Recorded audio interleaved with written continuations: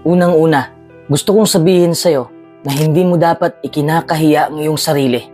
Hindi mo dapat ikinakahiya ang tunay mong pagkatao. Dapat proud ka kung sino ka. At huwag mo nang pansinin kung ano ang sinasabi ng iba tungkol sa'yo. Ang rason kung bakit sinasabi ko to sa'yo, dahil ito ang pinakaunang hakbang para maging positibo ang buhay mo. Ang lipunan natin ngayon ay napaka-kritikal na. Bakit? Ang buhay natin ay madalas sinusukat o ikinukumpara sa pamantayan ng lipunan. Para bang wala na tayong sariling pamantayan. Kaya tayo rin ay nahihiya kung ano ang buhay natin, kung ano ang pamumuhay natin, kung ano ang ginagawa natin sa buhay. Ito ang isa sa mga dahilan kung bakit tayo ay nagtatago sa likod ng maskara. Marami tayong tinatago. Tingnan mo ang mundo, napakataas ng standards. Sa totoo lang, hindi mo dapat ikahiya ang iyong buhay. Kahit mahirap ka, kahit hindi mamahalin ang suot mo, kahit hindi ka pa nakakakain sa mamahaling restaurant, hindi mo dapat ikahiya yun. Hindi ka dapat mahiya kung ano ang trabaho mo. Kahit mababa ang posisyon mo sa kumpanya, kahit kargador ka, kahit mangingisda ka, kahit magsasaka ka, kahit ano pa ang trabaho mo. Ang trabahong yan ay hindi trabaho lang. Huwag mong sabihin na magsasaka ka lang. No, stop saying that. Napakarangal ng trabahong yan. Hindi mo dapat ikahiya yun. Hindi mo dapat ikahiya kung maliit ang bahay mo o kung sino ang kasama mo sa bahay. Tandaan mo ito. Ang pinakamahalagang bahagi ng buhay ay ang paglikha ng kaligayahan sa iyong sariling buhay. Pati na rin sa buhay ng ibang tao. Pasayahin mo ang sarili mo. Pasayahin mo ang iba. Yan lang. Hindi mo dapat tinatago ang tunay mong pagkatao dahil lang natatakot ka o nahihiya ka na may magsabi sa'yo na ang cheap mong tao o baka pagtawanan ka nila. Hindi mo dapat gawin yun. Buhay mo ito at wala na silang pakialam doon. Kaya heto na ang 10 bagay na dapat mong gawin para gumaan ang buhay mo. Number 1, alagaan mo ang iyong sarili. Sa sobrang kabaitan mo, palagi mong inuuna ang iba. Wala namang masama doon, pero magtira ka rin ng pagmamahal sa sarili mo. Alagaan mo ang iyong sarili. Tandaan mo, sa kahuli-hulihan, sarili mo lang ang iyong kakampi. Maniwala ka man o hindi, mahirap makatagpo ng mga taong aakay sa'yo. Kung naghihirap ka na, sobrang busy mo na sa buhay. Busy sa pag-aalala sa ibang tao, lalo na sa pamilya. Kung abroad ka, palagi mo silang iniisip. Pinapadalhan mo sila ng pera o mga bagay. Habang ikaw ay nagpapakapagod. Kahit hindi ka abroad, tumutulong ka pa rin sa mga magulang mo. May iba, pinapaaral nila ang kanilang mga kapatid. Uulitin ko, walang masama sa mga ginagawa mo. Kabutihan ang ipinapakita mo. Pero ang tanong ko sa'yo, kumusta ka? Kahit hindi mo sagutin, alam ko, ramdam ko, na pagod ka na. Alam mo ba kung bakit napapagod ka na? Nakalimutan mo na kasi ang importanteng tao sa mundo. Ikaw yun. Wala ka ng oras para magsaya. Wala ka ng oras para gawin ang gusto mo sa buhay. Wala ka ng oras para makapag-isip ng maayos. Wala ka ng oras para mapag-isa. Paano gagaan ang buhay mo? Paano ka sasaya? Paano maging positibo ang buhay mo kung sarili mo ay napapabayaan mo na? Pag-isipan mo yan ng mabuti. Number 2, ilabas mo ang iyong nararamdaman. Yan ang pinakamainam gawin. Huwag mong kimkimin ang iyong nararamdaman. Malungkot ka ba ngayon? Galit ka ba? Nagdadalamhati ka ba? Naiirita ka ba? Ano man ang nararamdaman mo, huwag kang mahiya na ipahayag ito. Suppressing your emotions, whether it's anger, sadness, grief, or frustration, can lead to physical stress in your body. Alam kong ayaw mong mangyari yan, di ba? Kaya matuto kang magpahayag ng iyong nararamdaman. Kasi kung patuloy mong kinimkim ang negatibong emosyon mo na yan, ikaw ang lalamunin nito. Hindi ka magiging masaya sa buhay. Ang mabisang paraan para mailabas mo ang iyong negatibong nararamdaman ay makipag-usap ka sa isang taong mapagkakatiwalaan mo. Kung may problema ka sa asawa mo, makipag-usap ka sa asawa mo. Kung may problema ka sa katrabaho mo, mag-usap kayong dalawa. Kung may iba ka pang problema, tawagan mo ang mga kaibigan mo o pamilya mo. Kasi minsan, kausap lang naman ang kailangan natin. Gusto lang natin na may makikinig sa atin. Gusto natin na may malabasan ng ating mga problema. Number 3, sumama ka sa mga positibong tao. Kung may negatibong tao, may positibo rin naman.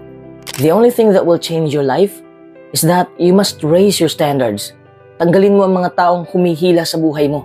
Those you spend the most time with have a huge influence in your moods, have a huge influence on how you view the world and the expectations you have of yourself. Maraming magbabagong maganda kung positibong tao ang kasama mo. Magbabago ang iyong ugali, tataas ang kumpiyansa mo, at mas lalong hindi ka na magrereklamo sa buhay. Dahil positibo na ang pananaw mo, isa yan sa mga matutunan mo sa mga taong positibo. In other words, you get to decide who you let into your life and who you spend most of your time with. Number 4, mahalin mo ang iyong trabaho. Kahit hindi yan ang trabahong pinangarap mo, mahalin mo pa rin. Dahil yung trabahong yan ang bumubuhay sa'yo. Sa panahon kasi ngayon, pataasan ng sweldo ang labanan. Kaya nahihiya ka na rin sa kinikita mo. Nahihiya ka dahil ang taas ng kurso mo, tapos napunta ka lang sa mababang posisyon. Hindi dapat ganun ang pananaw mo. Wala na silang pakialam kung saan ka napunta, kung anong ginawa mo sa buhay. Basta hindi lang masama, hindi ka lang nakakaabala sa ibang tao. Ayos na yon.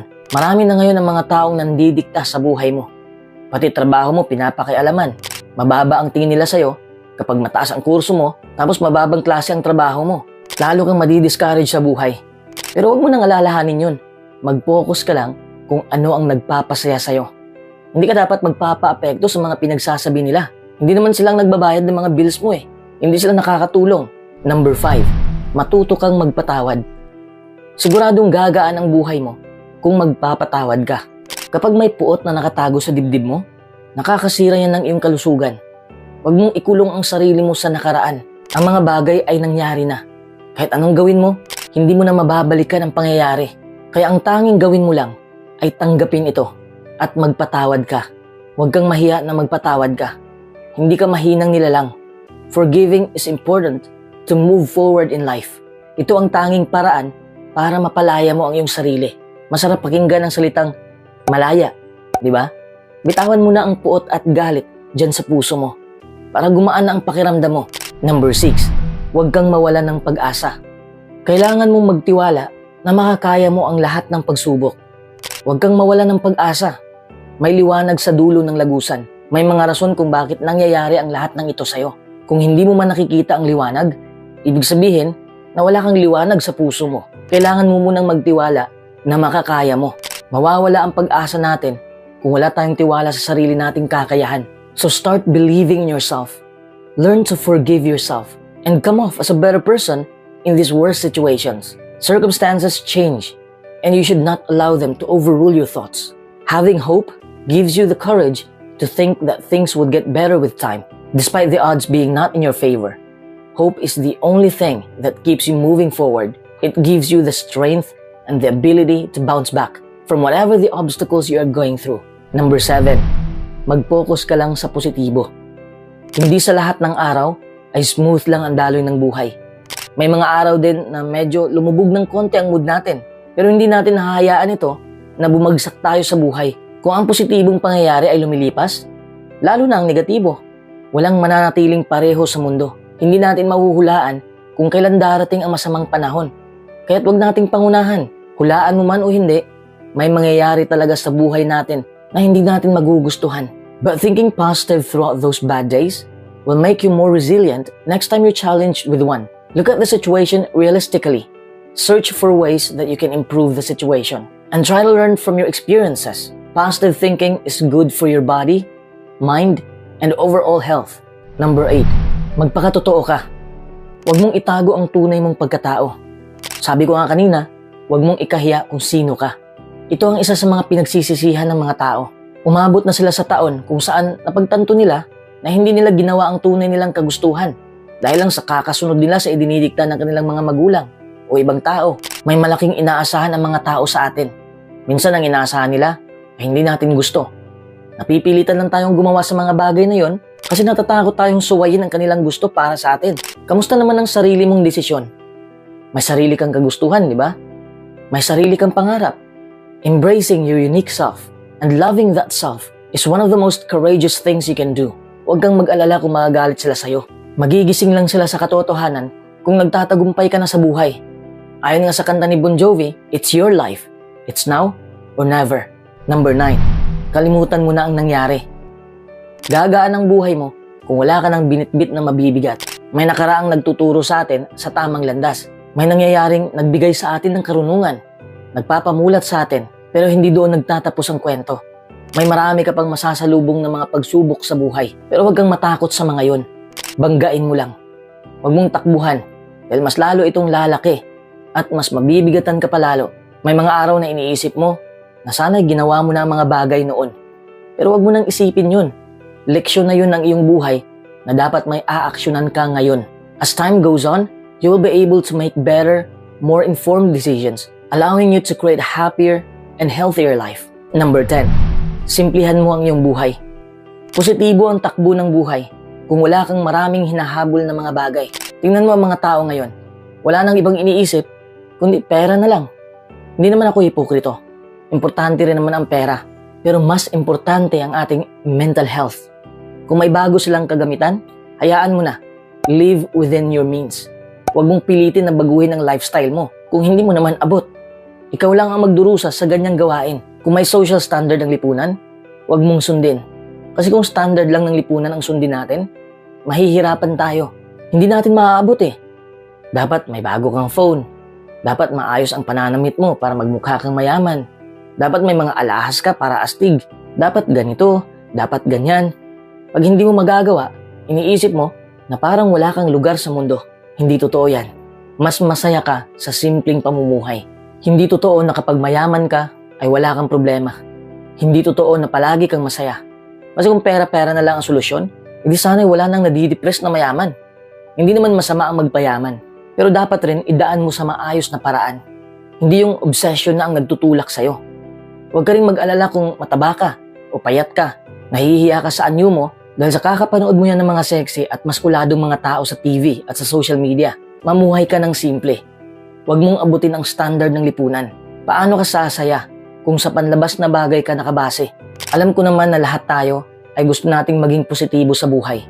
Gusto natin ng masayang buhay. To do so, it takes a conscious effort, a lot of energy, and sometimes even a lot of time. Happiness comes from within. Alam ko na madalas tayong nag-iisip ng negatibo kaysa sa positibo. It's an evolutionary adaptation.